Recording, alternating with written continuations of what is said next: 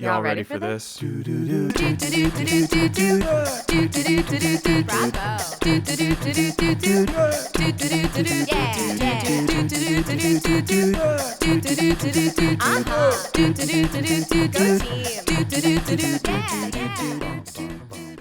Welcome to Sports Kid Drama Kid. I'm Jim. I'm the Sports Kid. I'm Andi. I'm the Drama Kid. If you'd like to support our show, you can do that on Patreon. It's patreon.com/SKDK pod. We will have an extra bonus episode for subscribers there every month. It is the best way to support us because we don't have any ads on this podcast and we don't want to have ads on this podcast. So your support on Patreon helps us be financially able to keep making this podcast we love so much. Yep. And Andi, today we're going to do something a little more current than maybe we usually do.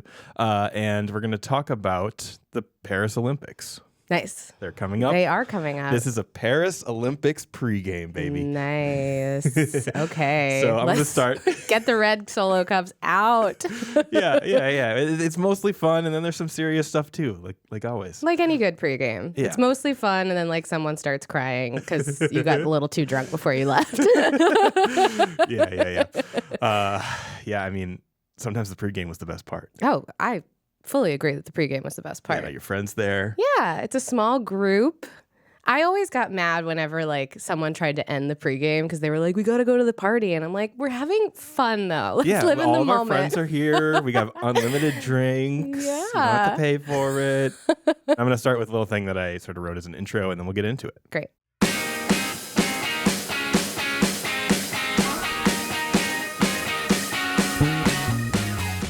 When there's not a global pandemic to throw things out of whack, the Summer Olympics always creep up on us.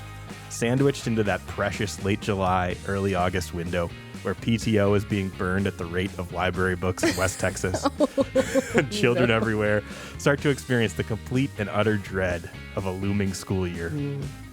I'm talking about trips to Disney World, your cousin's grad party, your frat bro's wedding, your Christmas work party that worked better for the boss in August. If your dad's a certain kind of guy, maybe you have to take a trip to see one of Elon Musk's rocket launches in Florida. Or if your dad's a different kind of guy, maybe you take a trip to see a Trump rally. Never mind. Those are the same kind of guy. Whatever it is you're doing at the end of your summer, surely thinking about the Summer Olympics in Paris isn't too high on that list yet, which is why I'm here to help. I did the Googling and reading that nobody wants to do. And I got pulled down some rabbit holes, and I hope you enjoy them as much as I did. When I started thinking about this, I just wrote down a bunch of questions I had about this year's Olympics, so I'm just going to use that question and answer format kind of throughout this. Starting with probably the biggest elephant in the room when you talk about this year's Olympics, and that is, how are these wars going to affect things? Oh, boy, yeah. I don't want to spend too much time on this, but Me neither. it's worth looking into how Russia's war in Ukraine and Israel's war in Palestine are being thought about by the Olympic committees before these games. First, go over some of the Russian stuff. There was a BBC report saying that Russian and Belarusian athletes will not take part in the opening ceremonies of the 2024 Olympic Games. Both countries were banned following Russia's invasion of Ukraine in February of 2022. The IOC banned Russian Olympic Committee for their occupation of regional sports facilities, among other things. That's just kind of one of the things they use as a rule because they're like, well, we want the Olympics to be about peace. We want everyone to be represented if they can be. Yeah. However, especially if you're like literally affecting their athletics in your war you're against taking them, away like the places they would train. Then like that's particularly in the Olympics' eyes bad. Listen, good for the Olympics. Somebody has to say it's bad.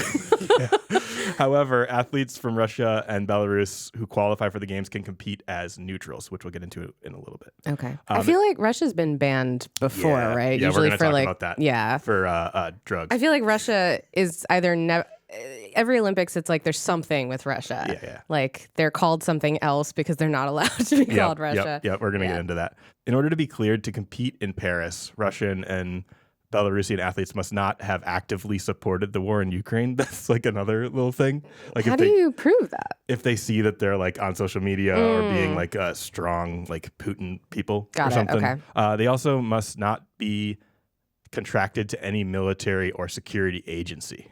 Many of Russians' sports clubs have direct links to the military and the security services. So any of the people that were sort of directly aligned funded in both by things, them or whatever. Okay. also not allowed, I guess, technically. Ukraine's sports minister said that 262 of the country's athletes had been killed in the conflict with Russia. So not only sports facilities, but direct athletes being killed. That's what the Olympics is looking for, because they're not like, we're not everything. We're not like going to dictate and legislate wars as much as we can. But if it affects your sports, then you can at least be kicked out of like what is supposed to be like a peaceful, fun field day for all the countries. Yeah. But what about the other war, where Netanyahu's Israel has invaded Gaza, killing nearly 40,000 Palestinians so far?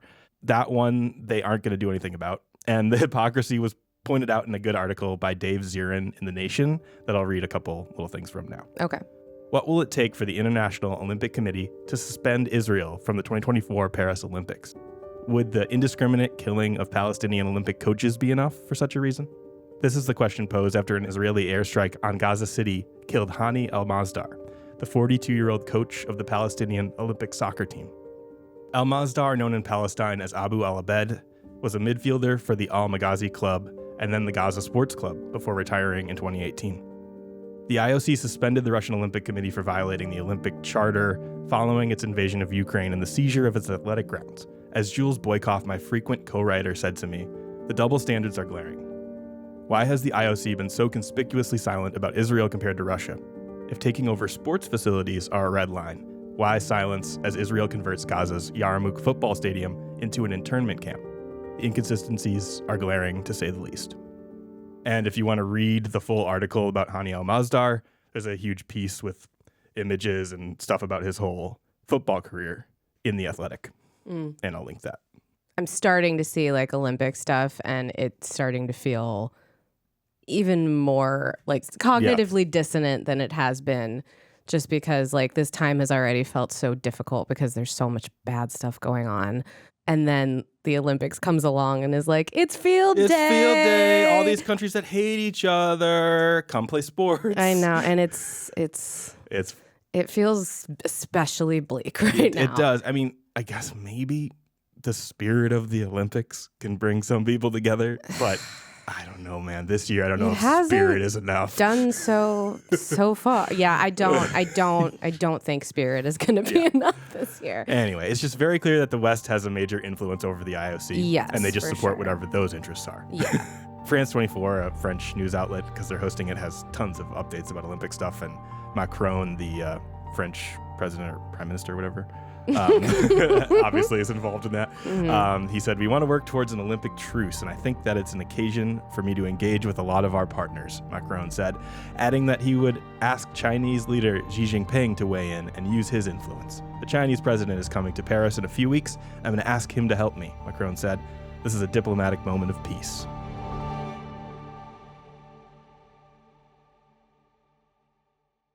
I also pulled up, when I was looking into all this, the list of times where other countries were banned from the Olympics for various things.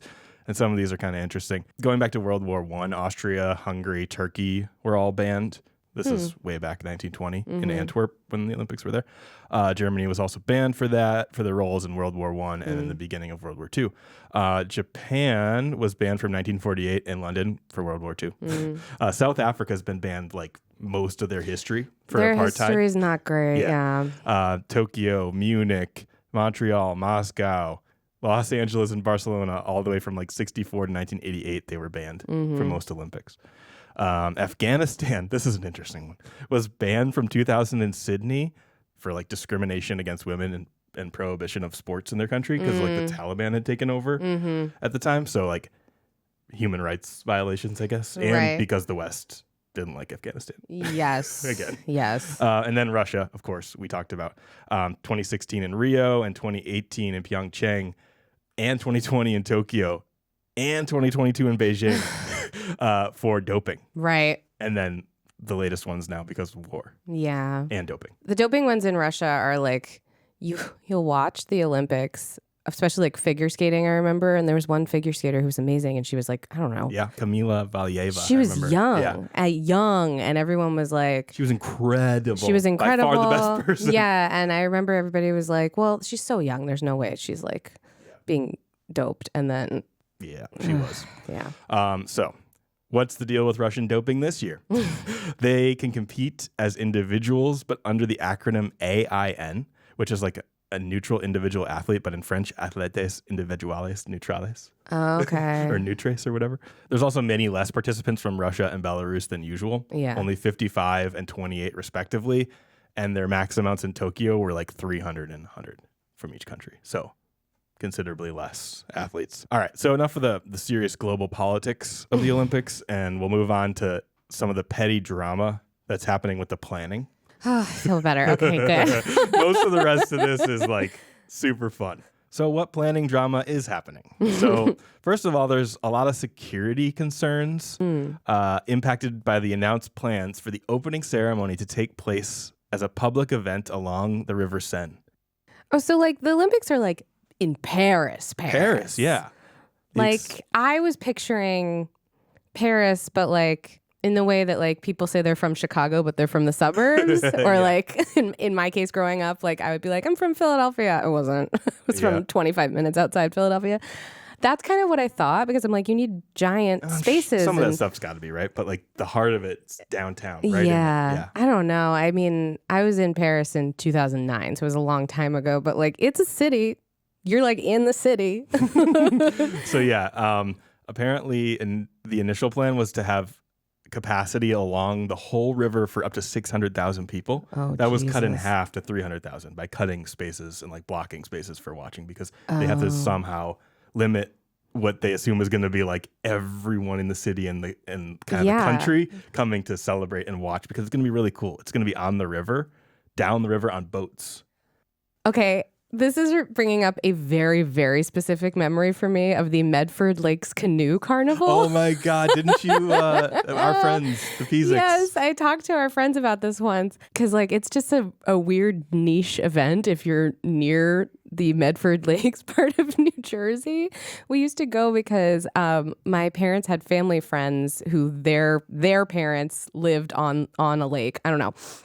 But it's a canoe carnival that they do every year where they like deck canoes out in big floats and like go around the lake. And like there's like pyrotechnics, there's like animatronics. Like it's crazy. Yeah, well, maybe the Paris Olympic Committee could take some advice from the floats.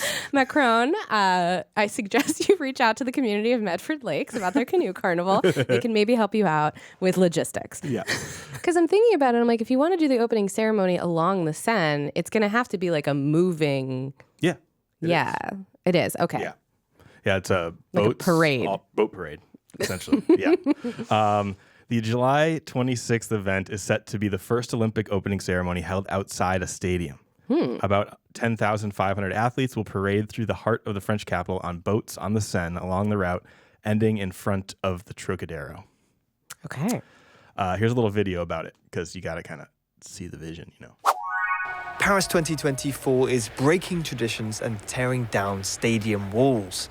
2017 gave us a hint of what was to come when an armada of sports fans descended on the River Seine as part of the city's bid to host the Games. And on the 26th of July 2024, 10,000 athletes will board more than 160 boats for an open-air opening ceremony unlike anything the Olympics has seen before.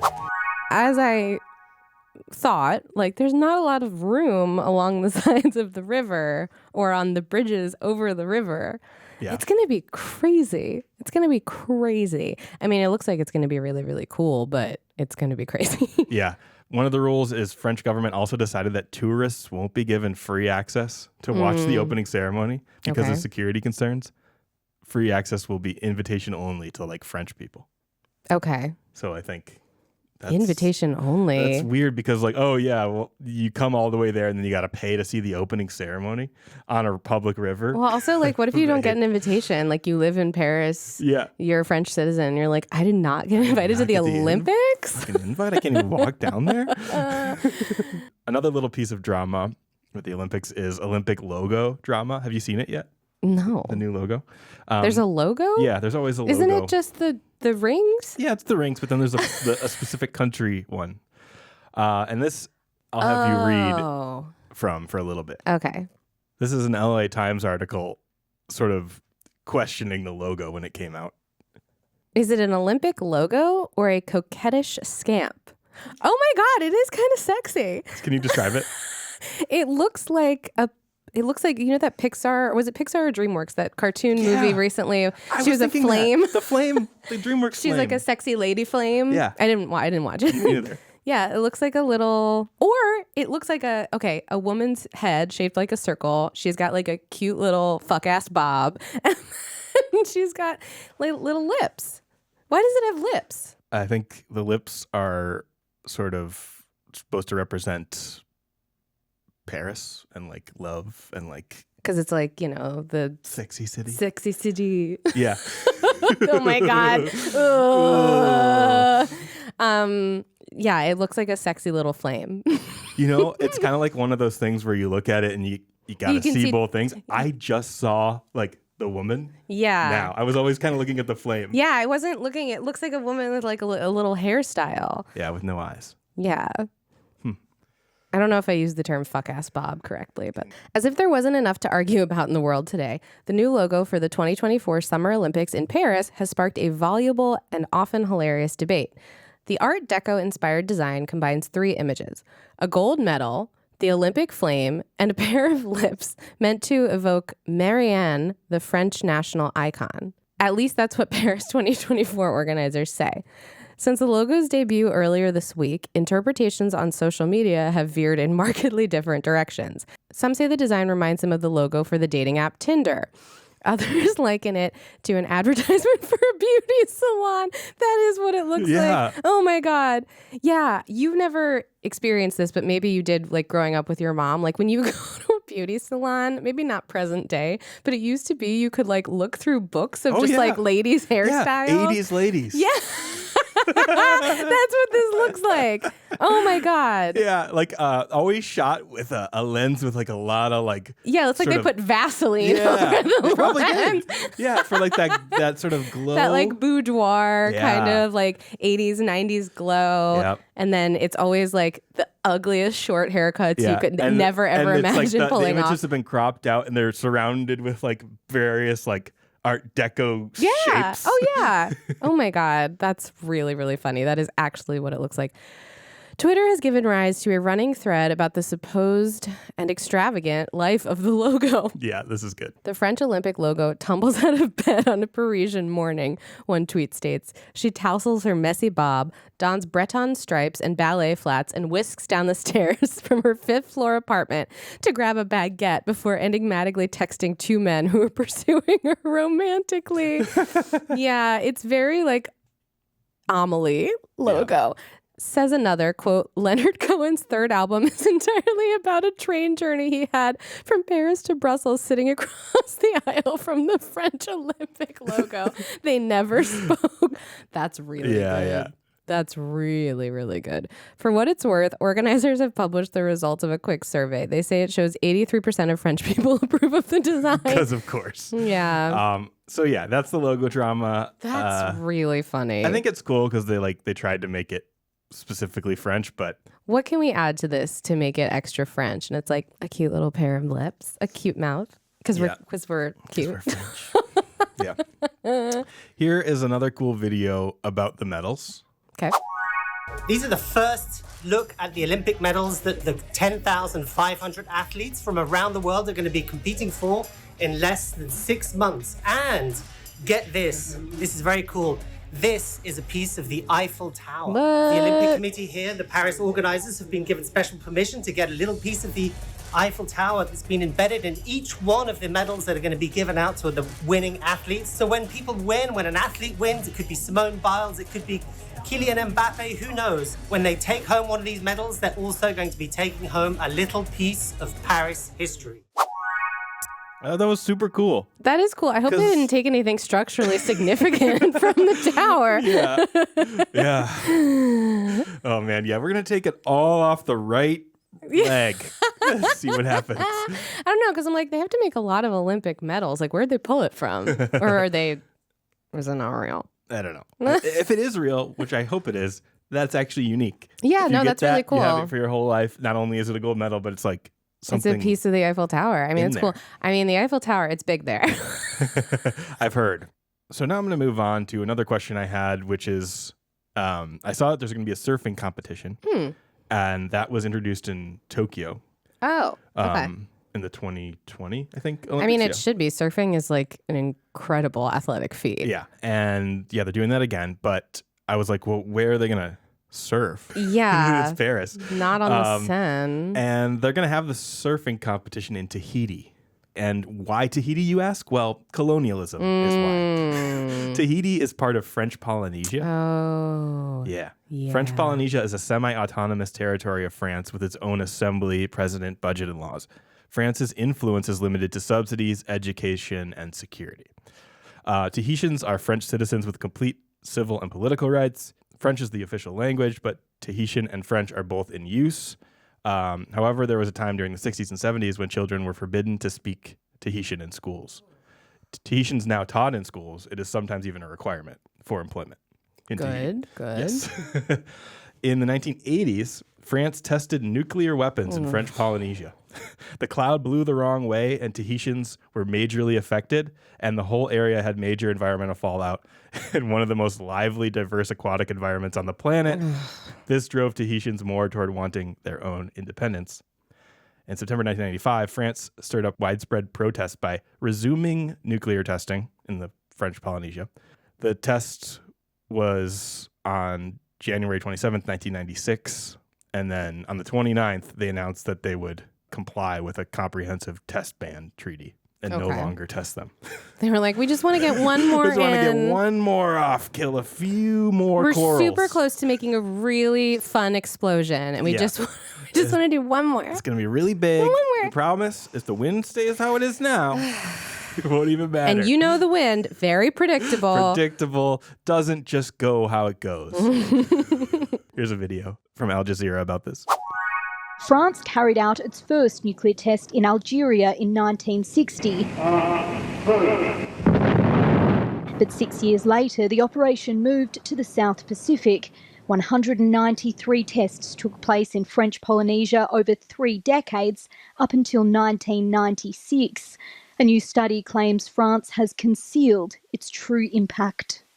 We are now reaching such a turning point in our history in terms of the openness of the information. Researchers, along with the French news site Disclose, used declassified military documents and testimonies to recreate the impact of a number of the tests, calculating around 110,000 people in the overseas territory, including in Tahiti, were contaminated, almost the entire population. There is a compensation mechanism now, but it's not very good, and that pressure will continue on the French government to open up its archives, provide more evidence of what happened during the nuclear testing period, and to allow greater access to compensation. The tests have been controversial since they began, sparking violent protests in French Polynesia, and in 1985, French secret agents attacked an environmental activist ship on its way to the region, sinking it in New Zealand. There are calls for France to fund a study into potential intergenerational illnesses, the environmental impact, and for it to formally apologise. Yeah, when you dig even 1 inch below the surface of the surfing competitions in Tahiti, you find that. Oh, so, boy. Yeah. I don't know. Like when I saw that, I was like, oh God, there has to be a story to these being here. And when you said Tahiti, I had a moment where I was like, what? And then I was like, wait a minute. Yeah. Colonialism. Yeah.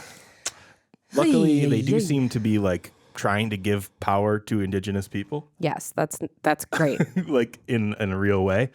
Love that. You have to at least look at the positive of that. Yes. Moving on to a video from TikTok that I came across while researching this about mass transit being a total mess in Paris for this. So we're going to watch this now. It's from Madame Tartempian, who I think is an American expat who lives in France and makes a bunch of TikToks. Okay.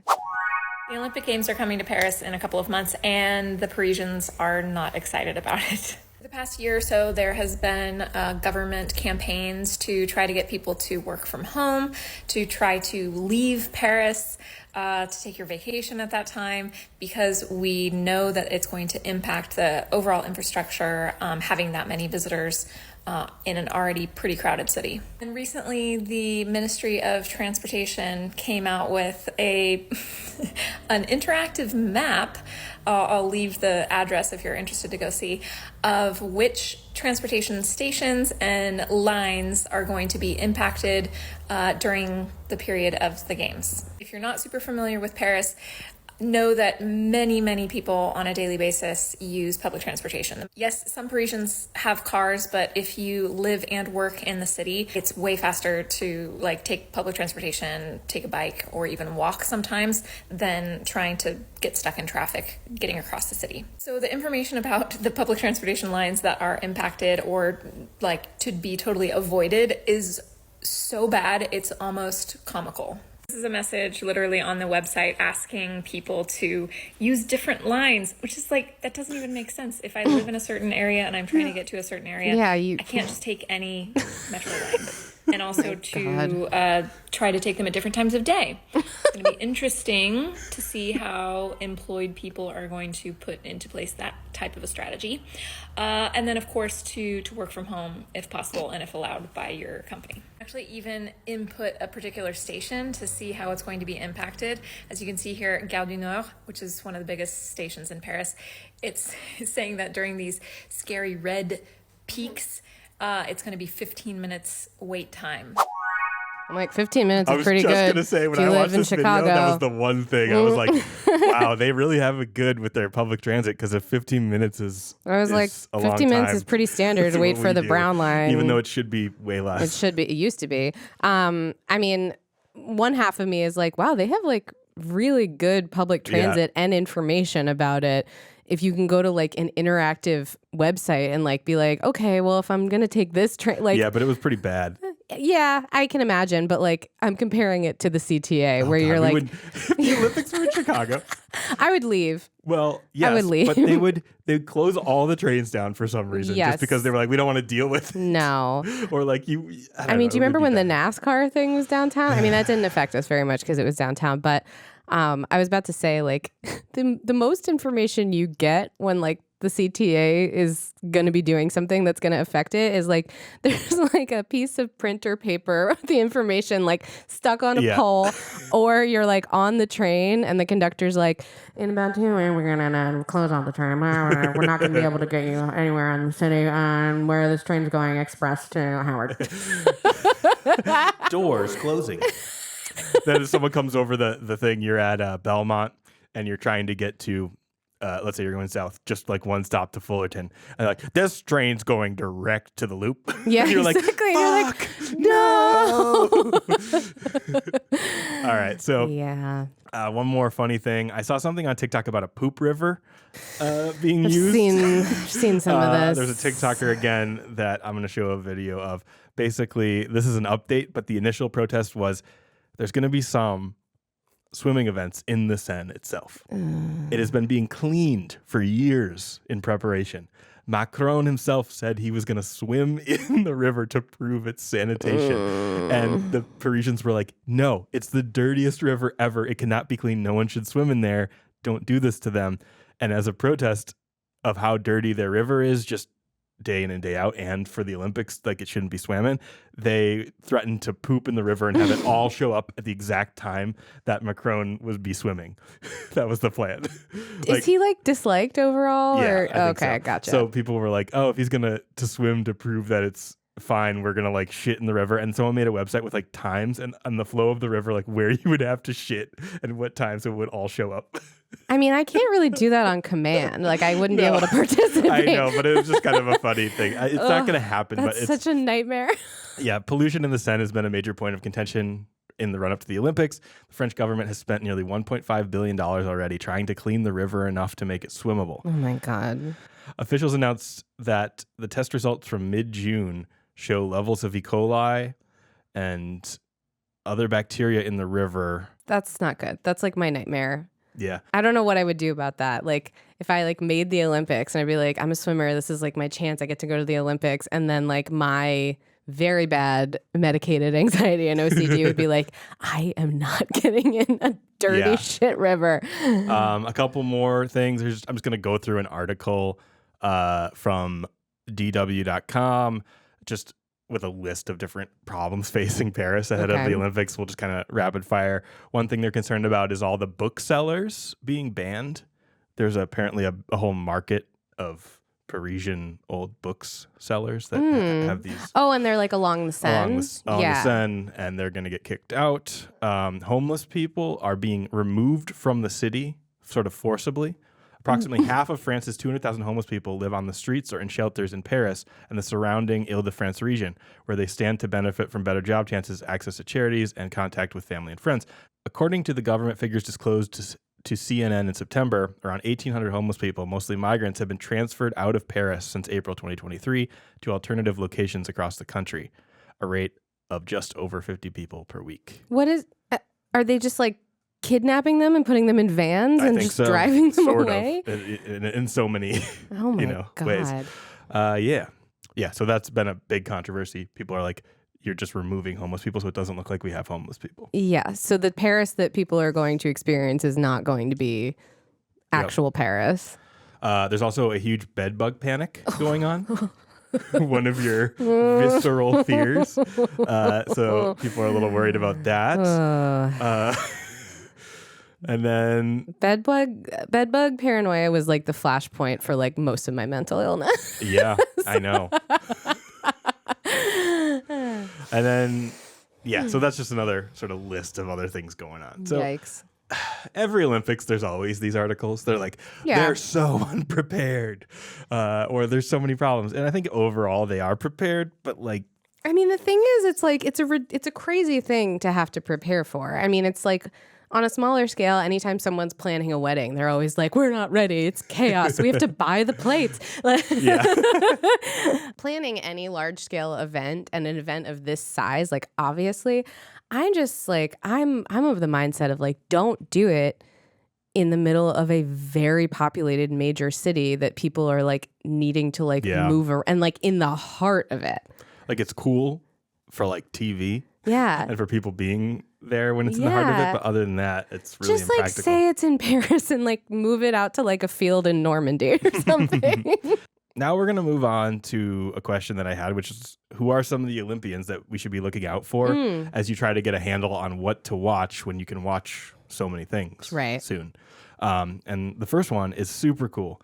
For the first time ever at the Olympics, men will be allowed to compete in artistic swimming at the Paris Games. Lovely. That's opened the door for 45-year-old Bill May from the U.S., the greatest male artistic swimmer ever to finally fulfill a lifelong dream of competing in the Olympics, which is wild. I didn't know. Yeah.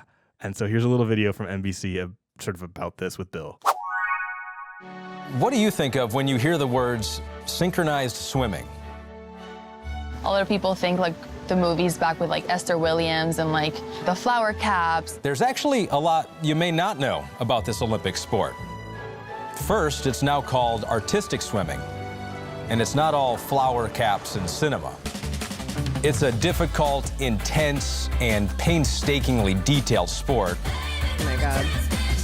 And as of this year, after decades of athletes working for a rule change, it's no longer only an Olympic sport for women. It was 9:42, December 17th. I got a call saying, hey, they're adding men to the Olympic Games. And it's like my heart exploded. I'm training for the Olympic Games. Aww. That's something that no one can ever take back. USA, USA, USA! Bill May started artistic swimming as a young boy back in 1989 and quickly proved himself as one of the top athletes in the sport. But since men weren't allowed to compete on the biggest stage, Bill had to watch from the stands as the U.S. won bronze at the 2004 Athens Olympics. Unable to participate in the Olympics, instead, Bill took his talents to Las Vegas and performed at Cirque du Soleil for nearly 2 decades. Bill is a hard worker. He's a dreamer, and I think he accomplishes everything that he goes for. Everywhere you go, any place, any country, everybody knows Bill May. He's a legend. We always saw him as an extremely inspiring person. Not only he was trying, on top of it, he was the best, but he was not allowed to compete. But instead of giving up, he kept going. He kept fighting and becoming better and better until they opened the competition to males. Bill came out of retirement once the new rule went into effect and earned his spot back on the U.S. national team in May. Wow. Next year, for the first time ever, Bill finally has a chance to become an Olympian. And he isn't alone in the sport anymore. His pursuit is inspiring the next generation of male artistic swimmers who are following in his footsteps. I've always thought of Bill as my idol. Like, I'm so thankful for him just being here. He's the reason why I could be on this national team and compete around the world. He's the reason for all of this for me. The last time I trained with a team was in 2002. When I first joined the sport, you could dream and you could aspire to be an Olympian, but it wasn't something that was actually possible. Now, you can see these young male athletes and say, one day you are going to be an Olympian. You have that opportunity to stand on that podium, hear your national anthem, and be proud of all the work that you've done your entire life. Oh my God, I'm so excited for him. It's wild. When I saw this, I was like, this is so cool. It never occurred to me that men weren't allowed to compete in that. Yeah. But like, oh my God, artistic swimming is like the coolest thing ever to watch. It's like unbelievable, like how precise they're doing things. Like, I'm like, how do they even, I can barely do like a headstand in a pool without getting like water up my nose. Yeah, so Bill May, look out for Bill May. I'm excited for him. Victor Axelson's another name to mention. He's a Danish badminton disruptor because Japan and China have dominated badminton on the world stage forever. Okay. So a 6'4" Danish guy being good is wild. I thought you were going to say like he's a disruptor because like, I don't know, he developed some app for badminton. Oh my God. How could you ever beat this guy? He's huge. And you're in such close quarters.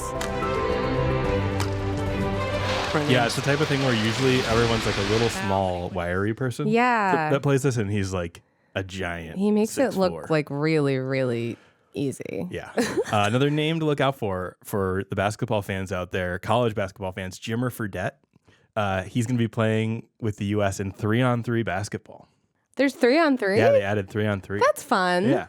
Totally different game. It's played like half court, take the ball out. There's different rules. Like what you see when you walk by a playground. Yeah, and the rules are pretty similar.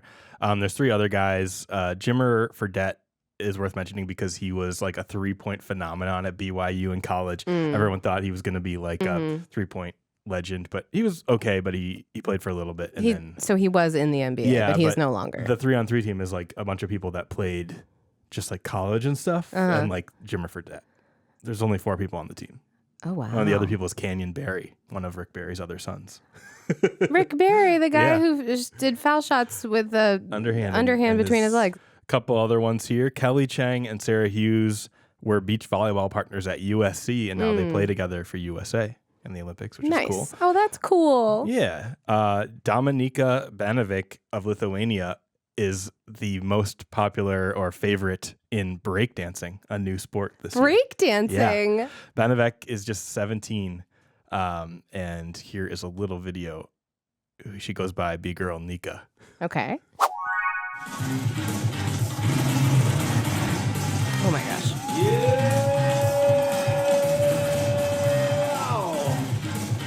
That's crazy. So breakdancing is a sport this year. I mean, as it should be. The core strength that you need to be able to do that is like out of this world.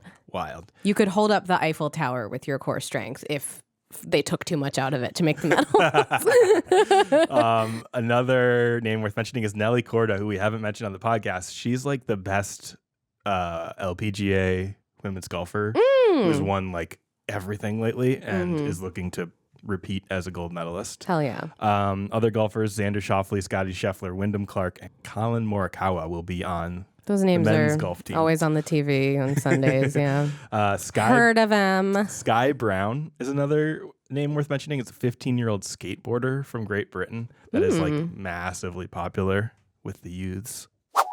When you hear that music, you know what? It's time to talk Olympics, and we have a very special guest.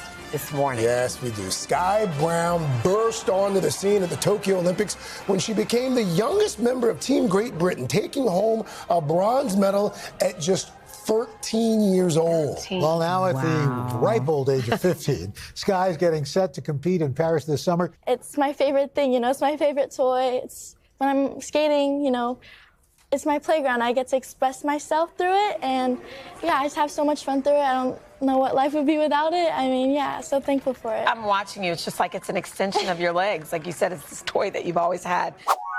Good for her. I love that. Also, as a recent fan of Tony Hawk Pro Skater. Oh, yes. Yeah, so I recently got Tony Hawk 3 for GameCube back in the house. Yeah. And we've been playing. It was never in our house. It was in your house growing up. And I've been introducing Andi to Tony Hawk for the first time ever on any console. Well, yeah, because I was about to say, as I've told you many times obnoxiously, I did play it at in Best Buy a couple times when I was a kid. It's like a demo. There was a demo, and I'm not even really sure that I was actually playing. It's cool. It's fun. I really like it. Yeah. You helped me track down... Oh, all of the pickpocketers. Pickpocketers. In the airport. Airport level. Yep. Well done. Yeah, I don't know about helped because it was the whole time you were like, turn around. Just turn around. No, he's right there. Just turn around. You missed him. Just turn around. Yeah, that was probably frustrating for you. I don't have the kinetic memory in my hands yet of especially the joystick on the left thumb. I always want to just hold the whole thing in my hand and then take my right hand and move the joystick around. I'm like, no, you got to learn it. It's hard. Swimming, which is a very popular sport sure at the is. Olympics. Just a couple names here. Caleb Dressel is the big American fast swimmer from the last Olympics that's trying to do it again. And then Jack Alexey is a Jersey guy, 21-year-old top sprinter. Or he looks like a Jersey guy. I don't know. I'm running here. Yeah. Is he from Jersey? I don't know. Oh. Morristown, New Jersey. Oh my God. Yeah. He's, it's a classic look for sure. So yeah, he's a name to look out for. He's a really fast freestyle swimmer. Another one, Ma Long is the greatest table tennis player in history, arguably, for China. And so anytime you get to see a goat, that's cool. Oh, yeah. And so I'm going to play you a little bit of Ma Long table tennis ASMR. Oh, I can't wait.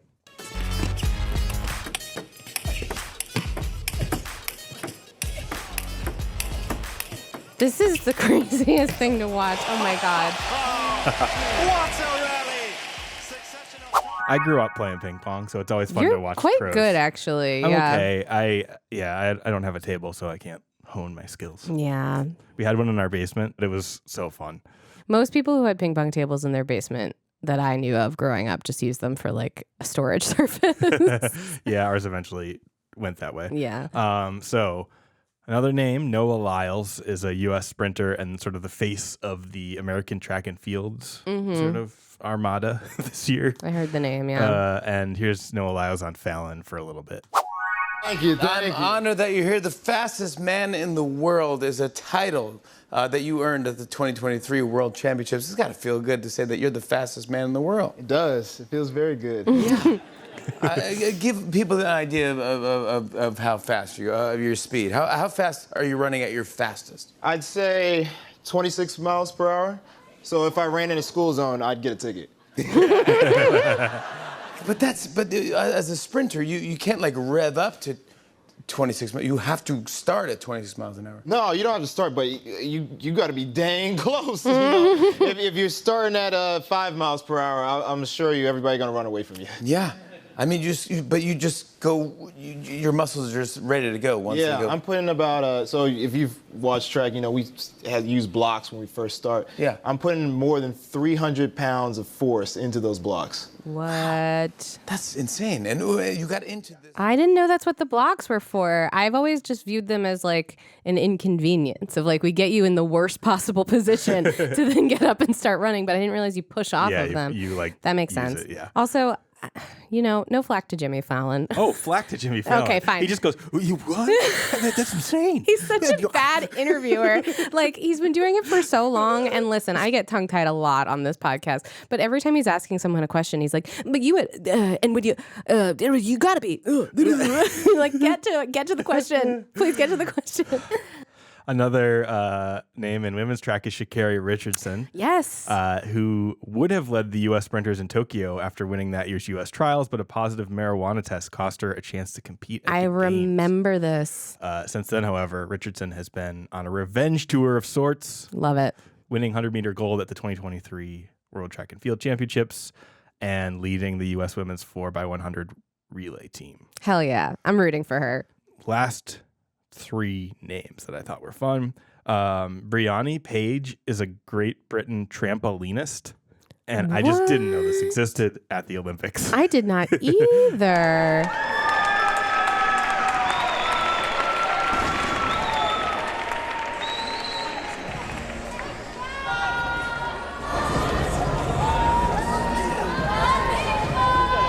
Oh my gosh. Wow. That's crazy. Oh, this is really fun to watch. Anyway, it's not very much sonically, but she's flipping. Yeah, it's crazy. I recommend flips. watching it. It's very, very fun. Olivia Reeves is a weightlifter from the U.S. that has a chance to win stuff. 112 kilos. I mean, what is she planning I'm to American. do? What is that? Heavy. It's heavy.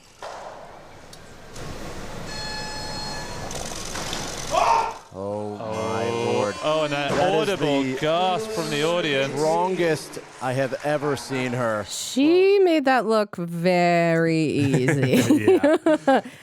I always get so alarmed. I know that it's like part of lifting to like just sort of like drop the weights afterward, but I'm always just like, oh, it's a lot. That's why they have those like sort of rubberized ones. I know, but every time someone drops it, I'm like, it's gonna be a bit loud. Yeah, I hate when people drop weights at the gym. I know, like, who really do you think loud. you are? Yeah, I actually overheard the gym people, like the front desk people, talking. One time when I was walking in, they were like, "Yeah, some guy was dropping weights." I went up and told him to be quiet, and he just said to me, "I don't drop weights, bro." And the guy at the thing was like, "Well, you just dropped them, so like, could you please not do that?" Just like that as a response is such a funny gym bro response. God, I don't drop weights, bro. Oh my The entire God. gym can hear you, though. It feels like it's gonna go through the floor. Yikes. Last one that I wanted to mention because it's a pretty fun sport to watch too. It's speed climbing, which was new last time, I think. And, I'm loving all these sports that I did not know about. Sam Watson of the U.S. is like the fastest one. He's setting all the world records.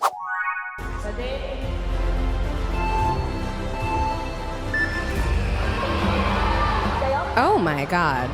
He's like bounding. And up like, that they're not getting any help from the belay. Like, there was slack on that line. Yeah. Absolute goal we talked about earlier. I said, I want to be the world record holder. Why not me? Why can't I do it? And I can do it, Matt. I can do it.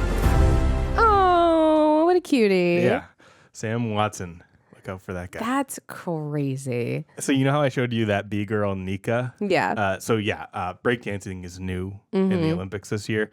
And the reason for that is that starting in 2020 in Tokyo, the IOC put into place a new policy that would allow the host city to suggest new sports that may be appealing to the local audience. And they can either return to the next games or be removed by the IOC of the new, thing if they don't want that sport there. They have always gotten rid of sports and stuff like that, but this is now like an official policy, which I think is pretty cool. Yeah, that is cool. Like the host can be like, there's a sport here we That's want like very relevant to be an Olympic sport this year, which is, I don't know, kind of cool. That's really cool. Oh no, that means pickleball's coming. Oh God, Next time America is responsible. Well, I did look up a list of like added and discontinued sports because I thought it was kind of a fun little like history. Baseball and softball were introduced as like demonstration sports in the 90s in Barcelona and Atlanta, but they were dropped after the 2008 Beijing Olympics and then reintroduced in 2020. So baseball and softball are back. There was rugby and then there wasn't. Tug of war was part of the Olympics from 1900 to 1920, and then it was dropped after 1920. Oh, bring it back. That's There's a little fun. video about tug of war at the Olympics. By 1900, the tug of war reached the Olympics. It would last through 6 games. Yeah. In 1908, London was the scene of the most controversial tug of war. A British team made up of police pulled the American team over the line in seconds. The Americans then accused the Brits of cheating by wearing studded boots. Organisers disagreed. The boots were standard police uniform. The coppers offered to replay the tug in their stockings. But the Yanks had gone home.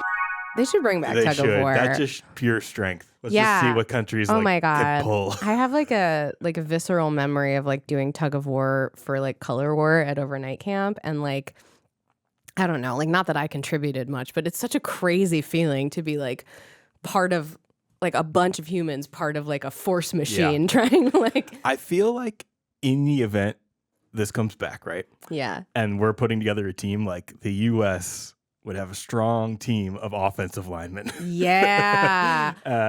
Oh my God. The only thing that they would run into is some of those like strongest men in the world guys from like European countries. Yeah. That like can lift like buses. But you just you just pick like one really good defensive line from the NFL and they could probably stand a really, really good chance. Yeah. Get Jason Kelsey. Because didn't they do something like that during when football has like their fun? That was the coolest part all-star of whatever the football thing this year. There was tug of war involved, was there not? Or was it? There was, but there was also like pushing of very heavy things and like lifting of heavy things. Yeah, that was very fun. That was fun. I was like, as usual, I was like, this should be football. Why isn't this football? So lacrosse, that was another one that had been added and then dropped.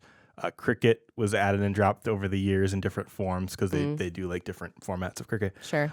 Polo, same thing, added and dropped. It was an early sport with all the aristocrats and their horses, and now it's not really a thing. I did look up for the 2028 Summer Olympics in Los Angeles. They're in LA. Several of the new sports may be being proposed as like our U.S. sports for that year. Baseball and softball, they're going to definitely have, if they weren't. Cricket is probably going to get added, because the U.S. has had sort of a growing interest in cricket. I did recently. not know that. Flag football is going to be added, and I don't know if it'll stick. But that's interesting. Lacrosse will probably be added. Squash and breakdancing is going to probably be kept. So, yeah. We're very close to the end here of our Paris Olympics pregame, and I want to go over just a couple sort of fun things here. Like, what are the mascots and the songs and the branding for this Olympics? Mascots? Yeah. There's always a mascot. There is? Just like there's always a logo.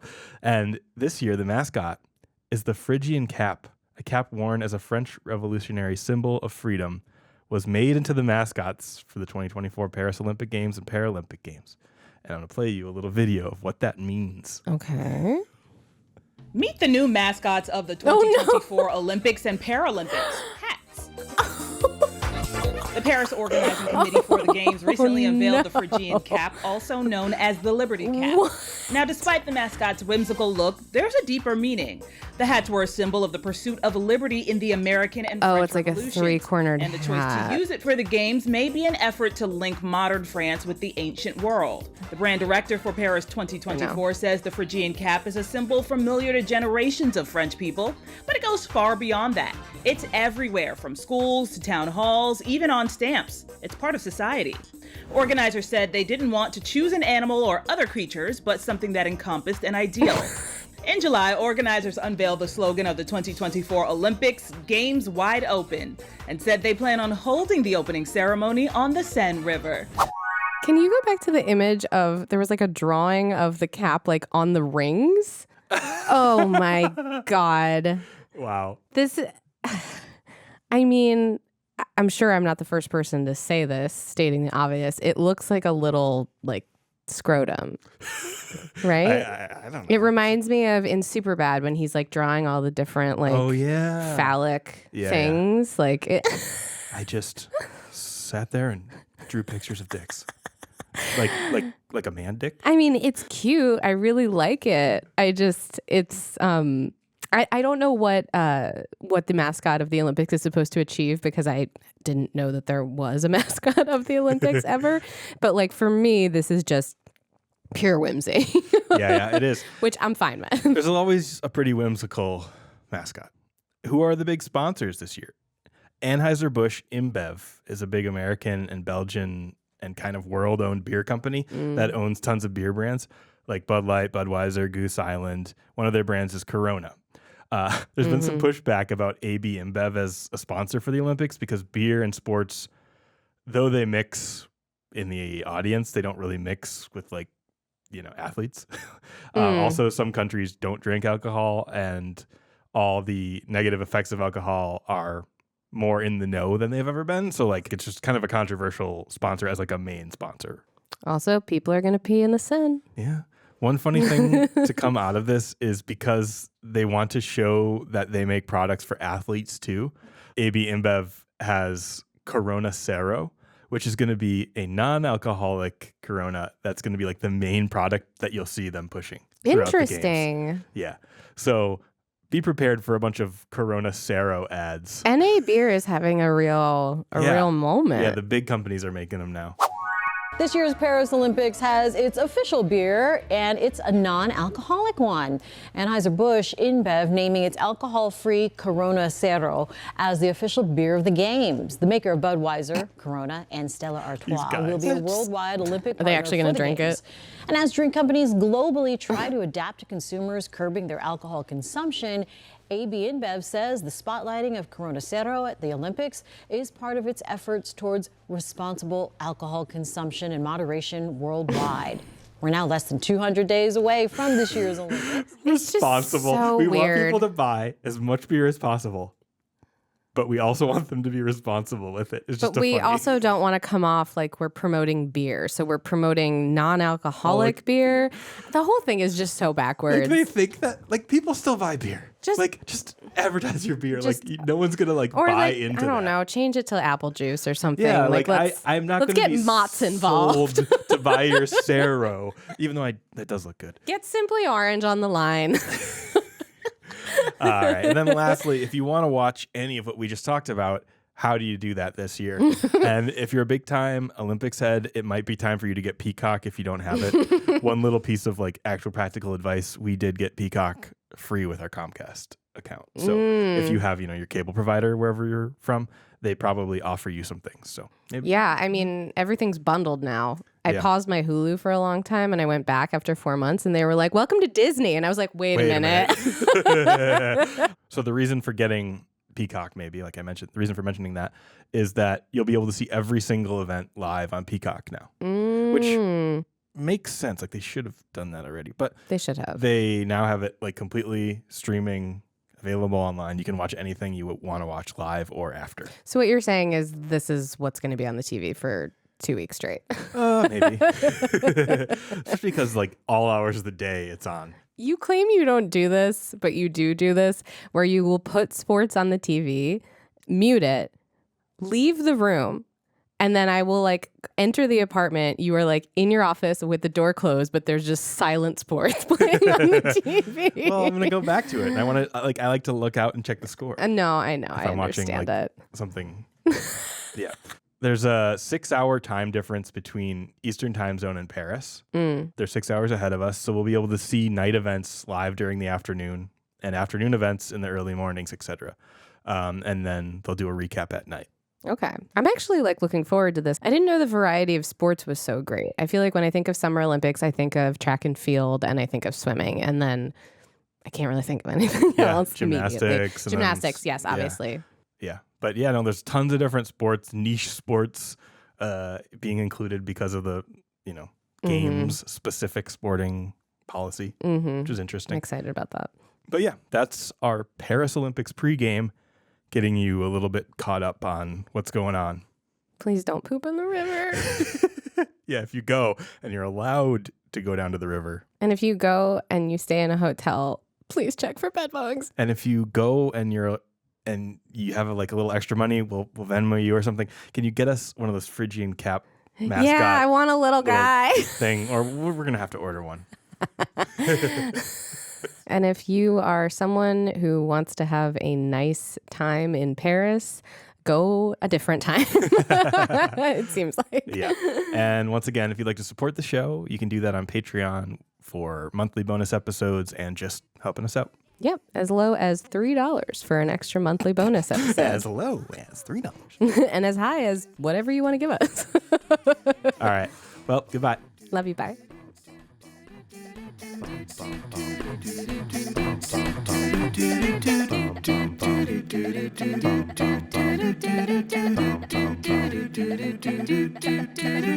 Do